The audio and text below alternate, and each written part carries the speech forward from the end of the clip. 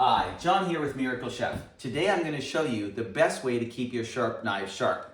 And if you've gotten one of our MiracleChef Whetstone on a wheel sharpeners, I'm going to show you the exact process on how to use it. But getting started, I want to say a lot of folks are intimidated by sharpening their knives and they're codependent on the knife guy to sharpen their knives. You don't want to be like that, folks. You want to ensure you have no downtime in the kitchen, because there's nothing good about dull knives. And you want to make sure that your culinary experience is fantastic each and every time. So, getting started, folks use a whetstone. And up until now, I thought this was the best way to sharpen my knives. The only issue with a whetstone is it does take a bit of skill. So if you don't get that angle just right, you can ruin an edge. That means you need to recreate the edge, and that takes time, and that's what I call a pain in the kitchen. So forget about the whetstone. You know the Germans make good stuff, right? So our manufacturer has come up with the whetstone on a wheel, and it's so much easier. You just can't get it wrong. So if you have this at home already, these are your care instructions on how to use it. So first off, you want to use the lever at the bottom in order to open the lid, okay?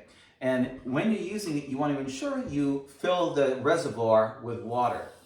So again, the whetstone on a wheel concept is this. If you look real closely, it does indeed rotate, and the water will keep the wheel fluid, which means your sharpening process is going to be smooth and easy. But more importantly, any debris that comes off of that sharpening process, it's going to get washed away and keep that process nice and smooth also. But the wheel itself is offset at a perfect 18-degree angle. That way, if you're left-handed or you're right-handed, it doesn't matter. You can't get it wrong. So just close the lid. Now you're ready for action. Simply take your knife and you go heel to toe, toe to heel. So place it right there in the wheel. You'll feel it gripping the edge itself. So start at the heel, go straight through to the tip, the full edge of the blade. You go back and forth. 3, 4, 5 passes, 6 passes, and now you'll see your knife is right back to factory sharpness. So now your knife is going to be razor sharp at the tip, razor sharp at the center, and razor sharp at the heel. And it should just glide through your food like butter. If you find that your knife isn't going through like butter and you need to seesaw through to get through the skin itself, that means you need to touch it up with your sharpener once again.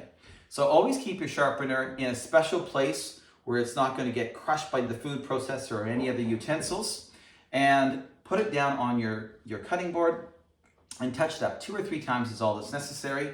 But again, just give it a couple touches here like so, and now you'll see that of course is going to be like a razor blade on a handle. And folks, that's the type of experience you want in the kitchen every single time you're using your knives. So anyways, thanks so much for listening, and we know that you're going to enjoy years and years and years of great performing knives. And we know that you're not going to just like our knives, but you're going to love them. Happy slicing, and make it a great year.